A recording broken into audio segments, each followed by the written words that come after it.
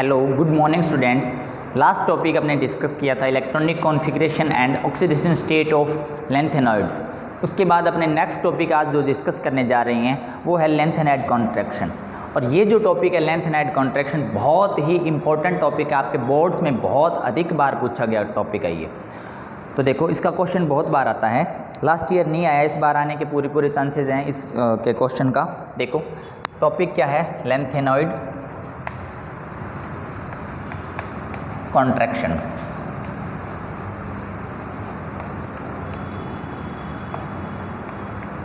देखो इसके अंदर अपने क्या करना होता है,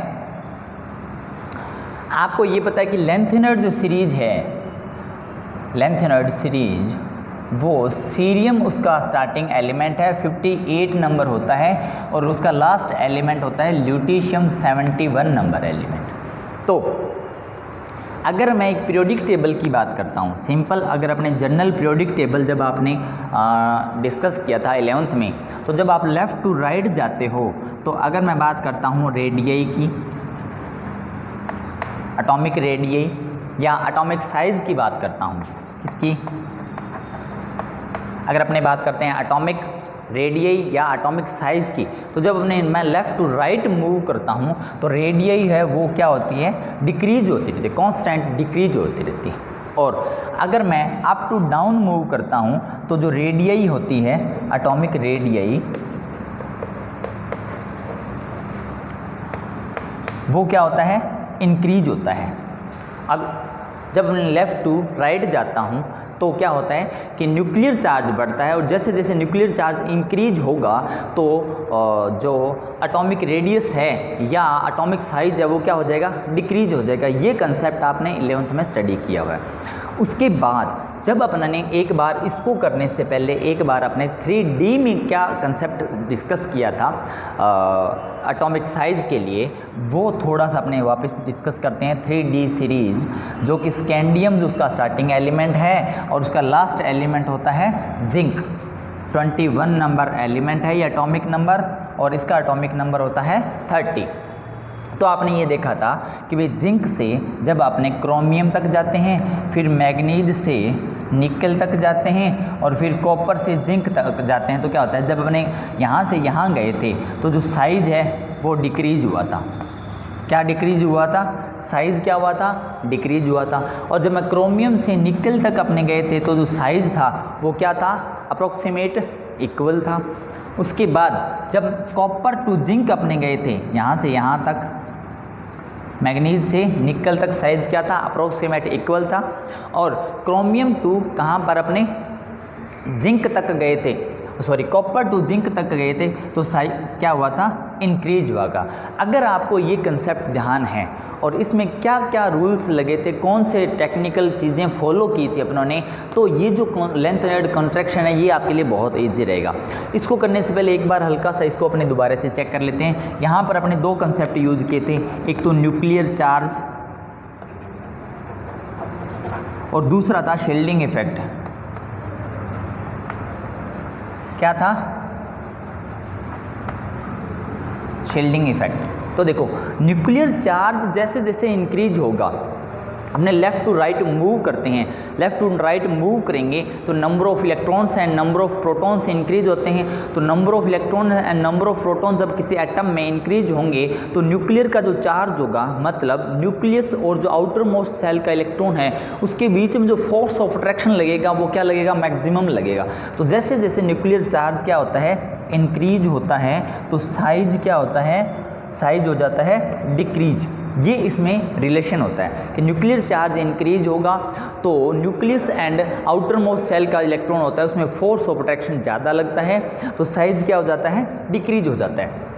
उसके बाद बात करते हैं अपने कि जैसे जैसे शील्डिंग इफेक्ट इंक्रीज होता है, कौन इंक्रीज होता है, शील्डिंग इफेक्ट इंक्रीज होता है, तो क्या होता है कि जो न्यूक्लियर चार्ज स्टार्टिंग में जितना लग रहा था किसके ऊपर, nucleus and outermost shell के इलेक्ट्रॉन के बीच में जो भी इलेक्ट्रॉन का जो फोर्स ऑफ अट्रैक्शन लग रहा था वो क्या हो जाता है, धीरे धीरे डिक्रीज हो जाता है। क्यों डिक्रीज हो जाता है, क्योंकि इनर सेल के अंदर, इनर सेल में इलेक्ट्रॉन्स ज़्यादा फिल होते हैं, तो जो न्यूक्लियस होता है वो आउटर मोस्ट सेल कि इलेक्ट्रॉन का वो जो फोर्स ऑफ अट्रैक्शन क्या हो जाता है, कम हो जाता है। क्यों हो जाता है? शील्डिंग इफेक्ट क्या था, आपने डिस्कस किया था, एक बार हल्का सा रिवाइज कर लेते हैं दोबारा से।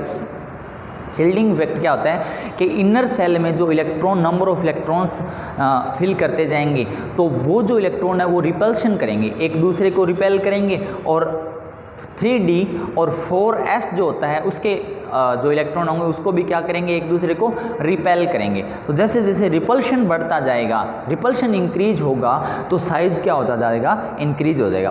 तो शील्डिंग इफेक्ट जब इंक्रीज होता है तो अपने क्या बता सकते हैं कि जो साइज होता है वो भी क्या होता है, इंक्रीज होता है। ये आपने डिस्कस किया था, ये कंसेप्ट बढ़ा था अपनों 3D सीरीज़ के अंदर। उसके बाद देखो अब अपने चलते हैं इसकी सीरियम से लेकर ल्यूटीशियम तक, यहाँ पर क्या फिनोमिना चलता है, इसका कंसेप्ट क्या होता है। इसके लिए एक बार मेरे को एटम को ड्रॉ करना पड़ेगा, और वो देखो क्या होता है, ये न्यूक्लियस, ये 4f, ये 5d, ये 6s, ये कौन सा 4f, ये कौन सा 5d, ये कौन सा 6s। क्लियर? इससे पहले मैं LA भी नोट कर लेता हूँ। और अब अपने आते हैं अपने मेन टॉपिक पर, लेंथेनाइड कॉन्ट्रैक्शन पर। देखो अगर आपको ध्यान है तो अपने इसका इलेक्ट्रॉनिक कॉन्फ़िगरेशन लास्ट लेक्चर के अंदर डिस्कस किया हुआ है। LA का अगर मैं इलेक्ट्रॉनिक कॉन्फ़िगरेशन नोट करता हूँ, 4f0, 5d1, 6s2 ये होता है। और अगर मैं सीरियम का इलेक्ट्रॉनिक कॉन्फ़िगरेशन नोट करता हूँ तो 4f2, 5d0, 6s2 ये होता है। यही तो होता है, क्योंकि ये जो एक इलेक्ट्रॉन था 5d वाला, ये भी इधर मूव कर जाएगा, तो एक तो इसका खुद का हुआ, एक यहाँ से आ गया, तो ये किसका इलेक्ट्रॉनिक कॉन्फ़िगरेशन हो गया, सीरियम का। तो देखो अब अपनी बात करते हैं कि 6s में मेरे पास 2 इलेक्ट्रॉन प्रेजेंट हैं स्टार्टिंग में। कब स्टार्टिंग, कब कि जब लेंथेनाइड की अगर मैं लेंथेनम की बात करता हूँ और एक 1 इलेक्ट्रॉन प्रेजेंट है मेरे पास किसमें, D में। क्लियर? सॉरी। और अब मेरे को इलेक्ट्रॉन फिल करने हैं कहाँ पर, 4f में। तो जब 4f में 1 इलेक्ट्रॉन आ जाता है तो ये इलेक्ट्रॉन भी इधर मूव कर जाएगा, और ये भी कहाँ आ जाएगा, यहाँ पर, और 5d में क्या रह जाएगा, 0 इलेक्ट्रॉन। अब ये जो मैंने एटॉमिक जो एटम बनाया है, या इसका अगर अपने इलेक्ट्रॉनिक कॉन्फ़िगरेशन की बात करता हूँ तो ये बनाया मैंने सीरियम का। देख लो 6s में कितने इलेक्ट्रॉन है, 1 और 1 2, 6s में 2, 5d में कितने हैं, 0, ये 5d है, इसमें क्या है 0, और 4f में कितने हैं, 2 इलेक्ट्रॉन। तो अब वापस अपने वही बात करते हैं, किसकी बात करते हैं, न्यूक्लियर चार्ज की एंड शील्डिंग इफेक्ट की। किसकी बात करते हैं, शील्डिंग इफेक्ट की। तो आपको अब तक ये तो पता चल गया होगा कि जैसे जैसे न्यूक्लियर चार्ज इंक्रीज होता है तो जो साइज ऑफ एटम है, या एटॉमिक साइज है, या एटॉमिक रेडियस है, वो क्या होती है, डिक्रीज होती है। और आपको ये भी पता चल गया होगा कि जैसे जैसे अगर अपनी बात करते हैं शील्डिंग इफेक्ट इंक्रीज होता है तो एटॉमिक साइज भी क्या होता है, इंक्रीज होता है। क्यों? क्योंकि शील्डिंग इफेक्ट क्या करता है, रिपल्शन करता है। अब आ जाओ, देखो यहाँ पर इलेक्ट्रॉन फिल करने हैं अपनों ने, किसके अंदर फिल करेंगे, 4f में। जैसे जैसे अपने इधर से इधर चलते जाएंगे, लेफ़्ट टू राइट मूव करेंगे, तो क्या होता है, इलेक्ट्रॉन्स कहाँ पर आएंगे, 4f में। और बीच में 2 एलिमेंट्स ही ऐसे मिलेंगे अपने को, एक तो गैडोलिनियम और एक कौन सा मिलता है, सेकेंड लास्ट एलिमेंट कौन सा होता है, Yb। उसके अंदर क्या होता है कि सिर्फ D में 1 इलेक्ट्रॉन प्रेजेंट रहता है। बाकी अगर आपने इलेक्ट्रॉनिक कॉन्फ़िगरेशन अच्छे से पढ़ लिया है तो सभी जितने भी एलिमेंट्स हैं उनमें सभी में 5d क्या रहता है, 0 रहता है। तो यहाँ पर सीरियम से लेकर जब ल्यूटीशियम तक जाते हैं तो इलेक्ट्रॉन कहाँ पे फिल होगा, यहाँ पर फिल होगा, यहाँ पर मतलब 4f में फिल होगा। तो यहाँ पर शील्डिंग इफेक्ट लगेगा।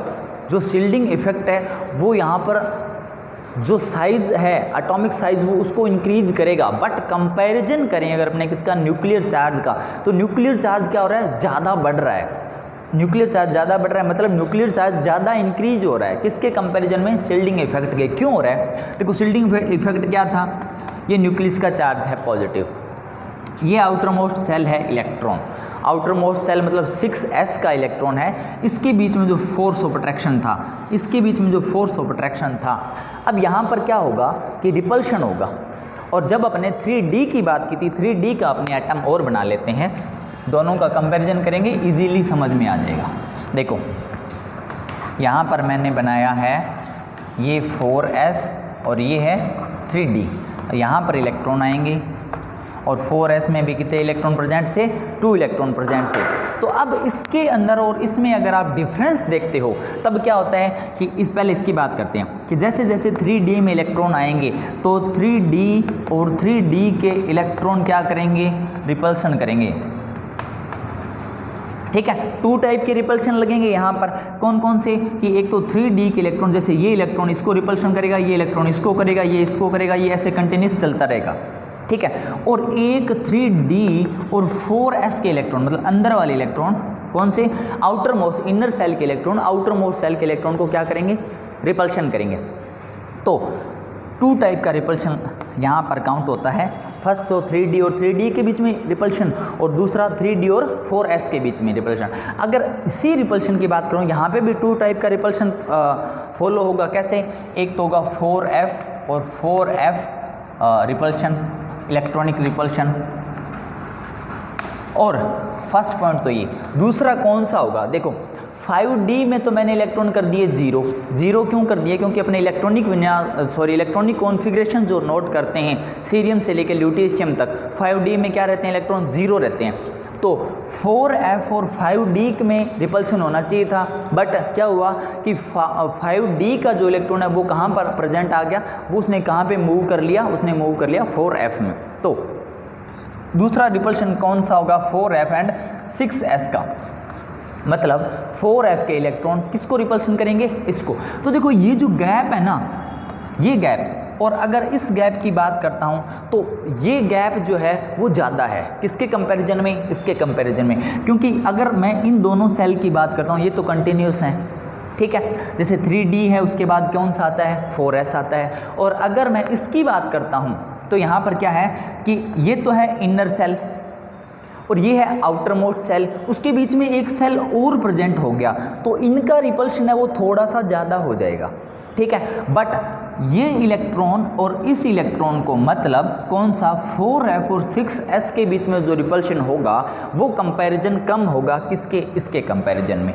ठीक है, इन दोनों की अगर मैं बात करता हूँ, कौन सा, 3D और 4s का रिपल्शन अगर अपने बात करें, कंपैरिजन करें, वो ज़्यादा होगा किसके कंपैरिजन में, 4s एंड 6s। बस ये बात ध्यान रखनी है आपने, जिसका रिपल्शन ज़्यादा होगा वो साइज़ क्या हो जाएगा, इंक्रीज हो जाएगा। यहाँ पर रिपल्शन क्या है, कम है, तो साइज़ क्या रहेगा, ज़्यादा इंक्रीज नहीं हो, इंक्रीज होगा। मैं ये बिल्कुल भी नहीं कह सकते कि शील्डिंग इफेक्ट यहाँ पे फॉलो नहीं होता, शील्डिंग इफेक्ट फॉलो होता है। बट अगर मैं कंपैरिजन बात करता हूँ शील्डिंग इफेक्ट इसकी और शील्डिंग इफेक्ट इसकी, तो ये वाला जो शील्डिंग इफेक्ट है वो क्या होता है, ज़्यादा होता है, किसके कंपैरिजन में, इसके कंपैरिजन में, मतलब इस एटम के कंपैरिजन में शील्डिंग इफेक्ट, इसका शील्डिंग इफेक्ट क्या रहता है, डिक्रीज रहता है, और इसका शील्डिंग इफेक्ट क्या रहता है, इंक्रीज रहता है। तो जैसे शील्डिंग इफेक्ट इंक्रीज होगा, यहाँ पर तो एटॉमिक साइज है वो इंक्रीज हो जाता है, बट यहाँ पर इसकी में क्या होता है कि न्यूक्लियर चार्ज ये रहता है हमेशा।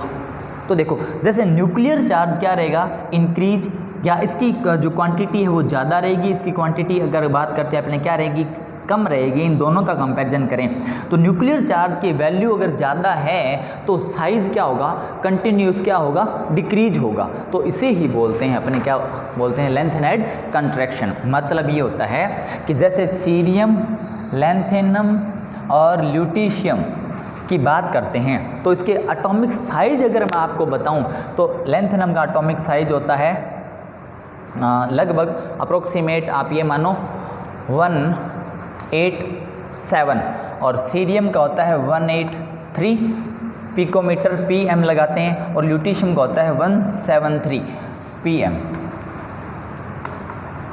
ये एटॉमिक साइज लिखा है मैंने, ये मैंने क्या लिखा है, एटॉमिक साइज। तो देखो जैसे सीरियम का तो है 183 pm और ल्यूटीशियम का 173 pm। तो जैसे अपने लेफ़्ट टू राइट मूव किया तो जो साइज है ना वो 10 pm क्या हो गया, डिक्रीज हो गया। बस ये ध्यान रखना है, और यही जो होता है उसी अपने क्या बोलते हैं, लेंथेनाइड कंट्रैक्शन बोलते हैं। क्लियर।